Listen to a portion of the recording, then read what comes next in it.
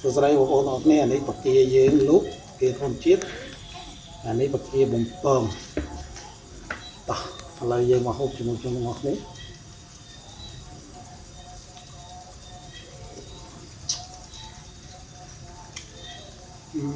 ឆ្ងាញ់ហើយ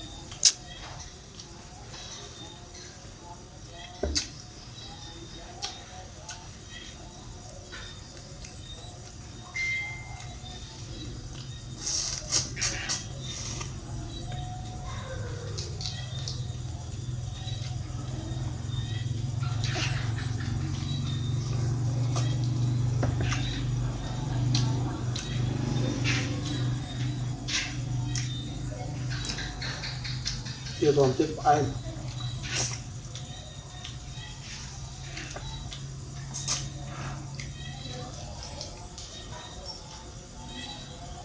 សំខាន់ទឹកត្រីរូបមន្តពិសេសបងប្អូនខ្ញុំឆ្ងាញ់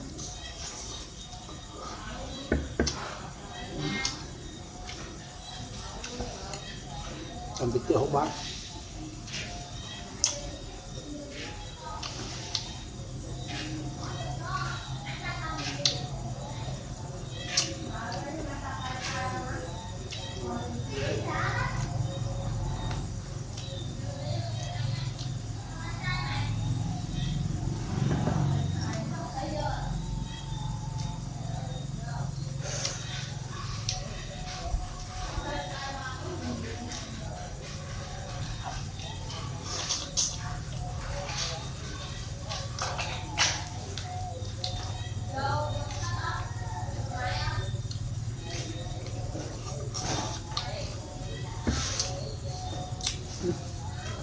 បាយមកហើយ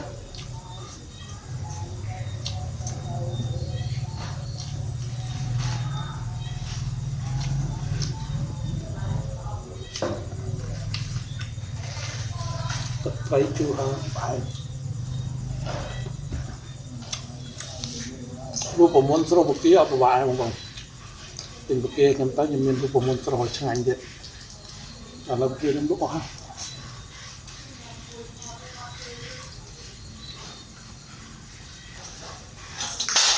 បងប្អូនភ្លេចជួយ share ជួយ like វីដេអូហ្នឹងមកចុងវីដេអូខ្ញុំនឹងប្រាប់រូបមន្តស្រស់គេឲ្យឆ្ងាញ់ឥឡូវខ្ញុំហូបមួយម៉ាត់សិនខ្ញុំមានរូបមន្តស្រស់គេដល់ឆ្ងាញ់មកបងប្អូនយកទៅអនុវត្តតាមឥឡូវមើលវីដេអូខ្ញុំចាប់ទៅជួយ like ជួយ share វីដេអូខ្ញុំម្នាក់មួយខ្ញុំហូបមកទៀតចុងវីដេអូខ្ញុំប្រាប់រូបមន្តស្រស់គេឲ្យមានរសជាតិឈ្ងុយឆ្ងាញ់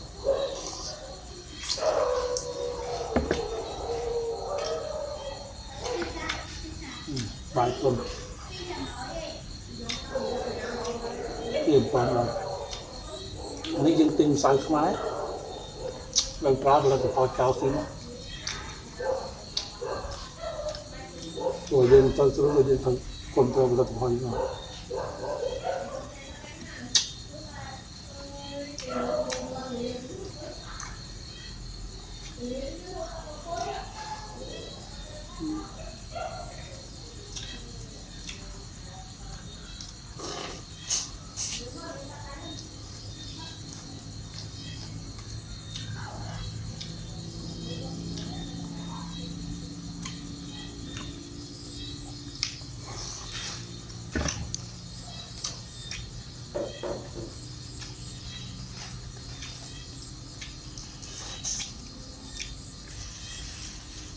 តោះឥឡូវខ្ញុំមកប្រើរូបមន្តស្រស់បកា